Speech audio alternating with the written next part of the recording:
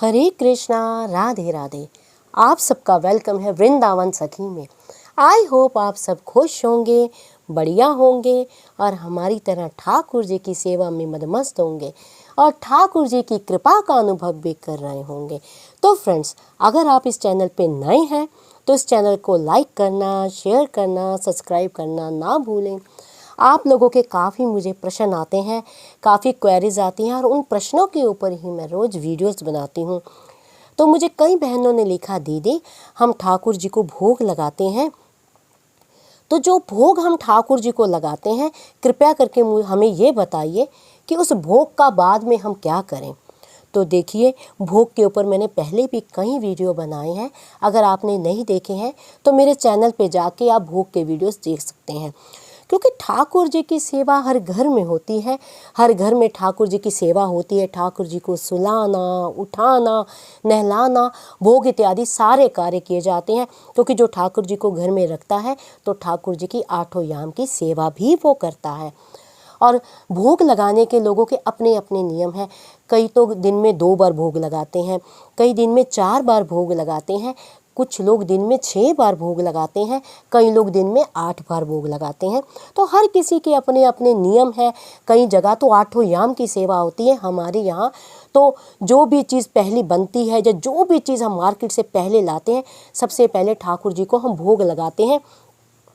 तो हर किसी के अपने अपने नियम हैं, अपना अपना है। अब प्रश्न ये उठता है कि जो भोग हम अपने गोपाल जी को देते हैं वो भोग का हम बाद में क्या करें। देखिए, भोग का तो सर्वप्रथम नियम पहले तो आप ये जान लीजिए, वो बात तो हम करेंगे, वो बाद में करेंगे। सबसे पहले आप ये बात जानिए कि जब भी घर में आप चूल्हा जलाते हैं, आप खाना बनाते हैं, तो सर्वप्रथम ठाकुर जी की जो थाली है सबसे पहले निकलनी चाहिए। विशेष जो है ना, ठाकुर जी हमारे घर के मेंबर हैं, क्योंकि ठाकुर जी जो हमारे हैं लड्डू गोपाल जी, हमारे यहाँ ठाकुर जी कहा जाता है। कोई लालन कहता है, कोई गोपाल कहता है, अपने अपने भाव है। हमारे यहाँ सखी भाव से प्यारे की सेवा होती है। तो हमारे यहाँ मुँह से जो हम कुछ भी प्रयास कर ले निकलता ठाकुर जी ही है हमारे मुख से। तो यानी ठाकुर जी जो है हमारे घर के हेड सदस्य हैं, मेन सदस्य हैं। तो आप लोग जानते हैं, जब हम खाना बनाते हैं तो हम सोचते हैं सबसे पहले हेड सदस्यों को दें।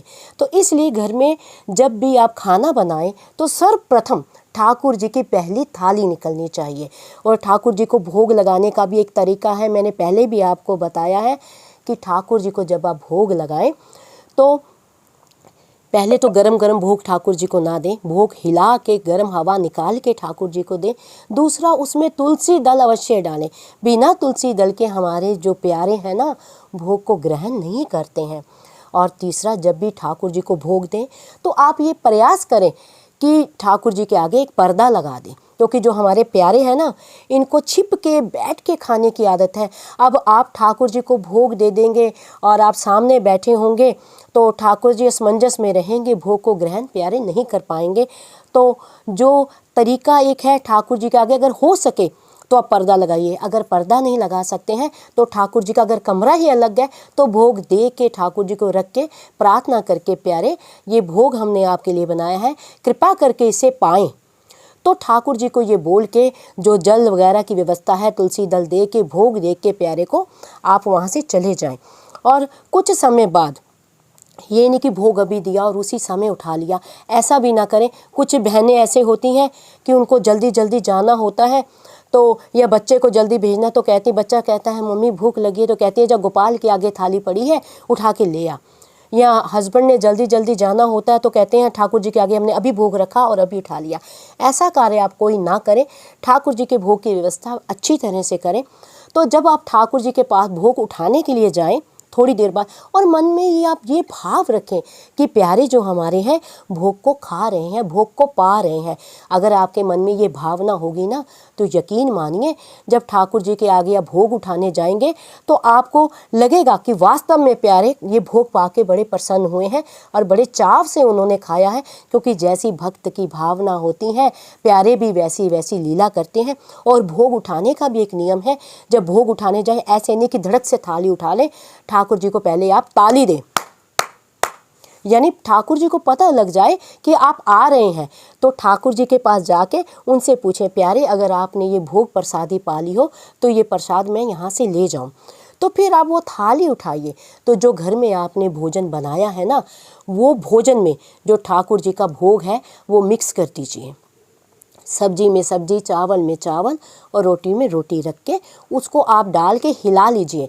फिर वो ही भोग, यानी वो जो खाना है वो भोजन नहीं रहेगा, वो प्रसादी बन जाएगी, ठाकुर जी की प्रसाद बन जाएगा। वो आपने भोजन नहीं खाना है, आपने प्रसाद खाना है। तो वो प्रसाद आप खुद भी खाएं, अपने बच्चों को, अपने पति को, अपने जो घर में बुजुर्ग हैं, बड़े हैं, सबको वही भोग दें। यानी वो प्रसाद बन गया है। वो प्रसाद आपके भीतर जब जाएगा, उसका चमत्कार भी आप जानिए। प्रसाद खाने से क्या होता है, जब आप प्रसाद प्यारे का ग्रहण करते हैं तो आपके शरीर की तो तृप्ति होती है, क्योंकि पेट को तो भोजन चाहिए। लेकिन जब वो भोजन रूपी प्रसाद आपके भीतर जाएगा तो आपकी आत्मा, मन और बुद्धि तीनों पवित्र हो जाएंगे, वो तीनों कृष्णमय हो जाएंगे और ठाकुर जी के प्रति आपकी प्रीति बढ़ेगी और भक्ति का अंदर भीतर प्रवाह होगा। यानी आपके मन के द्वेष भी सारे हट जाएंगे, बुद्धि का कलेश भी सब चला जाएगा और भीतर ही भीतर प्यारे की तरफ आपका प्रेम बढ़ेगा और घर में भी आपके सुख शांति होगी। जब वाणी से आप उस प्रसाद को भीतर लेंगे तो यकीन मानिए आपकी वाणी भी मीठी होती चली जाएगी, वाणी से भी हरि नाम निकलेगा। आप छोटी छोटी जब वही प्रसाद आपके भीतर जाएगा, आपकी बुद्धि को पोषण मिलेगा, बात बात पे आपको गुस्सा आना बंद हो जाएगा, मन बड़ा स्थिर हो जाएगा, मन बड़ा शांत हो जाएगा। हर बात को आप सहजता से सुनेंगे, सहजता से ही आप सबके साथ डील करेंगे। और जो मन तो ठाकुर जी का, मन तो प्यारे ने हमारा ले ही लिया है, मन तो प्यारे के चरणों में लगा हुआ है और तन हम लगाते हैं भोग बना के। जैसे मैं कई बार कहती हूँ ना, मनसा वाचा कर्मणा, तीनों से ठाकुर जी की भक्ति करनी चाहिए। मन से यानी ठाकुर जी के बारे में सोचना, तन से यानी ठाकुर जी के लिए कोई कार्य करना। हम ठाकुर जी के लिए भोग बनाते हैं, ठाकुर जी की पोशाक बनाते हैं या ठाकुर जी को पोशाक धारण करते हैं, ठाकुर जी की सेवा करते हैं, ठाकुर जी के श्रृंगार करते हैं, ये होती है तन से सेवा। मनसा वाचा, वाणी से यानी आप ठाकुर जी का जब गुणगान करते हैं, ठाकुर जी की लीलाओं का गुणगान करते हैं, ठाकुर जी का नाम जप करते हैं, तो वो होता है वाणी से सेवा। यानी मनसा वाचा कर्मणा, तीनों तरफ से ठाकुर जी की सेवा करनी चाहिए। तो जो प्रसाद है, आपको पता लग गया होगा, वो प्रसाद आपने अपने घर के भोजन में मिलाना है और वही प्रसाद आपने खुद भी पाना है और अपने परिवार में अपने बच्चों को, बड़ों को, बूढ़ों को, इवन जो घर में आपके गेस्ट आते हैं, जो मेहमान आते हैं, उनको भी वो प्रसाद पवाना है। फिर देखना आपके जीवन में किस तरह चमत्कार होगा। और जो ठाकुर जी का दूध का भोग लगाते हैं, वो अपने बच्चों को पिला सकते हैं, वो भी इसी तरह आप यूज़ कर सकते हैं। और तुलसी का किस तरह यूज़ करना, उसके ऊपर भी मैंने कई बार वीडियो बनाए हैं, नहीं देखे हैं तो आप मेरे चैनल पर जाके, जो आप ठाकुर जी को भोग में तुलसी देते हैं, वो वीडियो भी आप देख सकते हैं जाके। तो यानी कि आपने हर तरफ से कृष्णमय होना है, कृष्ण में ही लीन होना है। मैं तो बड़ी सरल भाषा में, बड़े आराम से मैं ये कहती हूँ। अब देखो, विचार अपने अपने हैं।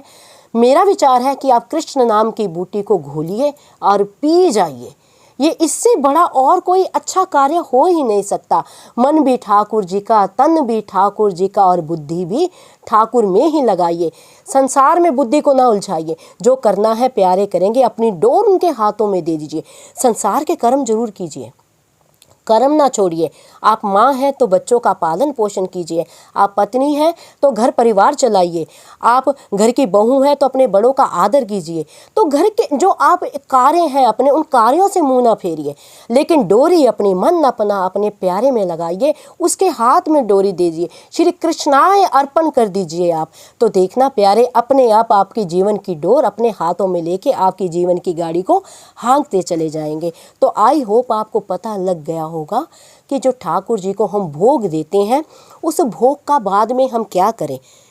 तो अगर आपके मन में फिर भी कोई जिज्ञासा है, कोई प्रश्न है, तो मुझे आप कमेंट बॉक्स में लिखिए।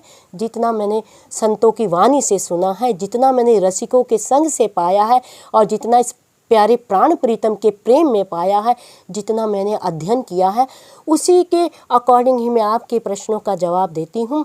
तो अगर आपको ये वीडियो अच्छा लगा हो तो इस वीडियो को लाइक करना, शेयर करना, सब्सक्राइब करना ना भूलें। हरे कृष्णा, राधे राधे।